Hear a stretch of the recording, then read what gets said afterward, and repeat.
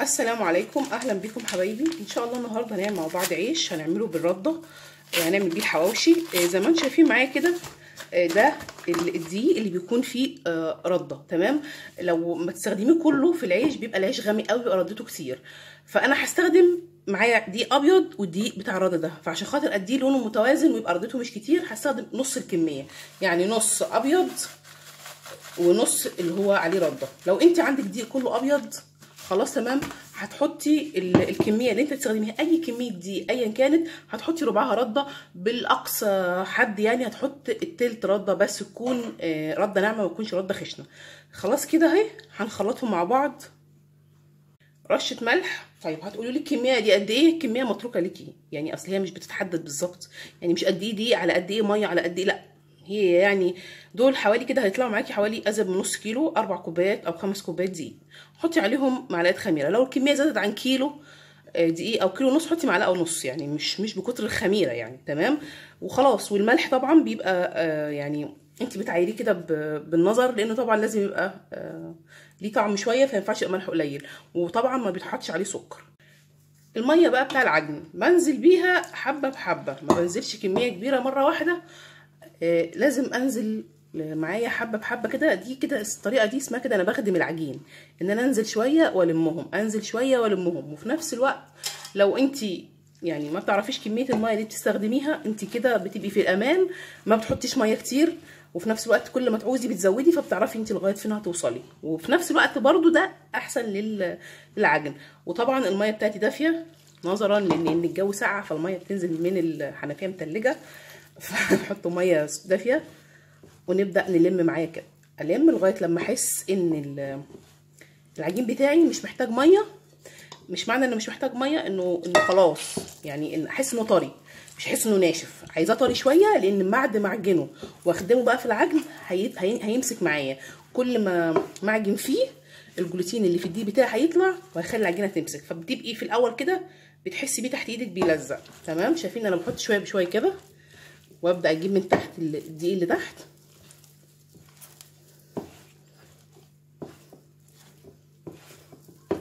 خلاص كده شايفين عامل ازاي في ايدي. هشيله بقى كده. لو تعجيني في الطبق ده على حسب ما انتي بترتاحي، لو يعني عايزه تنزلي على الرخامه تمام. بس انا بقى يعني بشيل كل الحاجات اللي في الطبق كده اهي اهو. شايفين بيلزق معايا كده بقى. خلاص كده مش هحتاج ميه تاني. هبدا بقى ادلكه او اعجنه كويس. مع العجن دوت هيبدا بقى كل اللي في ايدي يطلع. في نفس الوقت العجينه بتاعتي هتنشف شويه. ممكن كمان بعد ما اعجنه كده الاقيه محتاج كمان شويه ميه، بس في الحاله دي ما بحطش الميه كميه. انا بمسح ايدي ميه بس كده، مسحه خفيفه، وابدا احطها او نقط كده، نقط بسيطه رشرش كده، عشان الميه ما تزيدش معايا واضطر استخدم دقيق تاني. خلاص كده العجين بتاعي اهو زي ما انتم شايفين بقى جامد اهو. طلع كل اللي في ايدي. طبعا دي حاجه بسيطه بتنغسل، لكن ما بيمسكش في الايد. وفي نفس الوقت مش جامد قوي، لان انا طبعا وانا بفرده هرش طبعا رشه دقيق تحت عشان ميبقاش ناشف قوي يعني. تمام. فالعجينه بتاعتي لينه وفي نفس الوقت متماسكه. خلاص كده هركنها معايا لغايه لما تخمر. شايفين معايا شكل العجين بتاعي تضاعف. طبعا يعني الوقت طبعا على حسب يعني على حسب الجو. لو الجو ساقع ممكن تاخد لها ساعه، ساعه وزياده، او في الصيف تاخد لها نص ساعه على حسب الجو. المهم انت شايفاها بالنظر كده ان هي تضاعف.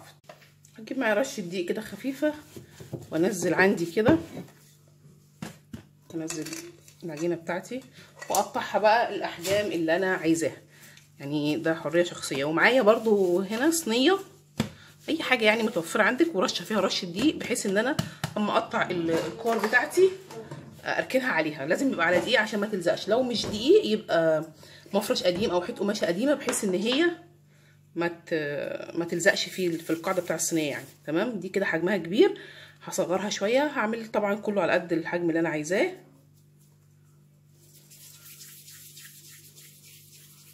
بالمنظر ده كده. بعد ما حطيتهم كده في الصينيه هجيب برضو رشه دقيق خفيفه كده وارشها على الوش، علشان خاطر ما يعملش معايا طبقه وانا بفرده. وهغطيه برضو نفس البلاستيك ده انا كنت شغاله بيه كده، بس طبعا انا حطيت الدقيق عشان يبقى عامل عازل ما بين العجينه وما بين البلاستيك ما يلزقش فيها. دي بقى نفرد، هجيب معايا حاجه بسيطه كده دقيق، واجيب اول واحده اشتغلت بيها بالمنظر ده كده، هتلاقوها ارتاحت عشان طبعا بعد ما هبطت العجين وكعورتها بيبقى الجلوتين نشط، فبتبقى رخمه في ان انت تفرديها، تحس انها بتروح معاكي ستريتش كده. ممكن تبططيها بايدك، ممكن تعمليها بالنشابه. هي النشابه بصراحه يعني اسهل، متاخدش وقت. طبعا انا مجهزه مفرش او اي حاجه قديمه يعني، وهحطها تحت واحط عليها العيش بتاعي واغطيها بالتاني. تمام، يعني هعمل اتنين. شايفين السمك بتاعه مفيش خالص، يعني بسيط خالص بالمنظر ده. طبعا الحجم دوت راجع ليكم متفقين. برضو هلفت نظركم لحاجه، شايفين لو ركزتوا في العيش هتلاقوا فيه رده كتير، فلو عملتوه كله من الدقيق اللي هو الكامل على بعضه هيبقى غامق قوي، ردته تبقى كتيره، و يعني ده عايز اللي عامل دايت مش اللي يعمل حواوشي يعني. تمام، لكن كده الدقيق الابيض مديله يعني شكل شويه. خلاص هكمل بقى كل الكميه واركنها عندي على المفرش لغايه لما تخمر. ولما تخمر بقى هتحس انها خمرت ازاي، هلاقي العجين بتاعي بدا عليه ان هو بدا يعمل زي فقاقيع كده. هروح بقى مشغله عندي طاسه جريل اي حاجه، ألمونيا تيفال المتوفر عندك، ونشتغل مع بعض بقى ان شاء الله. انا جبت معايا الجريل او الطاسه، حطيتها على النار، على نار عاليه لغايه لما احس ان هي سخنت. بعد كده اروح مخليها النار عندي متوسطه، وابدا عندي باول رغيف اشتغلت بيه عشان خاطر التدريج في مرحله التخمير. تمام، الرغيف معايا اهو. انت هتحسي بيه وهو موجود يعني ان شكله اختلف وسمكه ارتفع، مش زي ما انت كنت حاطاه الاول. هنزل بيه بقى عندي كده على الجريل، هسيبه لغايه يعني كام ثانيه كده لغايه اما احس ان هو اتشمع كده. الطبقه التحتانيه القاعده بتاعته خدت لون كده، يعني مش لون مش احمرت، لا يعني بقت بيضه. هقلبه لكم اهو، بصوا اهي، بصوا كده اسمها اتشمعت. هقلبها الناحيه التانيه. فايده القلب ايه؟ ان انا محتاجه ان العيش بتاعي ينتفخ عشان هعمل فيه حواوشي، ومحتاجه برضو انه يكون من جوه سخن. شايفين هيبدا ينتفخ اهو. فلما بقلبه على اليمتين الحراره بتاخد من هنا وبتاخد من الناحيه التانيه، فيبتدي من جوه يبقى سخن فينتفخ بسهوله. تمام، وصلت لكم الفكره؟ شايفين؟ اهم حاجه تخلي بالكم من درجه الحراره اهو. لو انت بتقلبيه او تحت اي ظرف من الظروف اتخرم معاكي بسباتولا باي حاجه، حطي على الخرم كده بيها، يعني اكتمي الهواء جوه. يعني هي بتبقى عامله ان هي بتكتم الهواء جوه كده، اما تكتمي الهواء هيكمل في الانتفاخ. تمام، ولو مش راضيه ينتفخ معاكي حطي كده زي ما انا بضغط كده، واضغطي بس بالراحه. تمام، ساعديه انتي ان هو يدخل الهواء في الباقي، هتلاقيه بينتفخ معاكي. وان شاء الله باذن الله يعني لما تجربوا كده وتظبطوا بس درجه الحراره والتخمير هتلاقوه معاكم طالع جميل جدا، كله باذن الله منتفخ.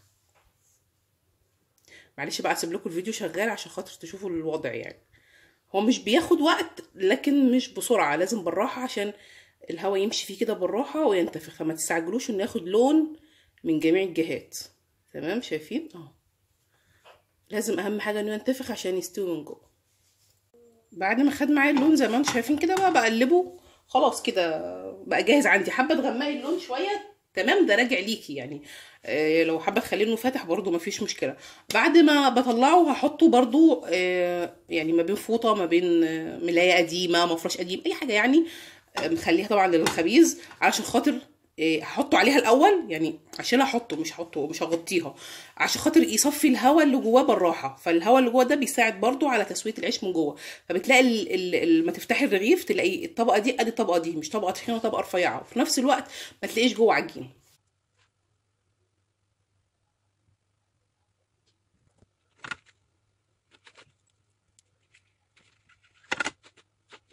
وزي ما انتم شايفين معايا العيش بتاعي ما شاء الله، يعني ما شاء الله يعني كله منتفخ، كله منتفخ، ما فيش رغيف مش منتفخ، كله منتفخ اهو.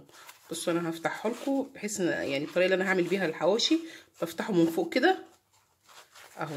شايفين من جوه عامل ازاي؟ حتى لسه سخن، واللبده بتاعته ما فيش خالص، كله مستوي جميل جدا وكله جميل ومنتفخ ان شاء الله. سهل جدا، ما بياخدش اي وقت وتغيير، يعني عشان الواحد بيزهق من العيش الجاهز. ان شاء الله لما تجربوه هيعجبكم. تابعوا بقى الوصفه بتاع الحواوشي عشان تكملوا الفيديوهات على بعضيها كده.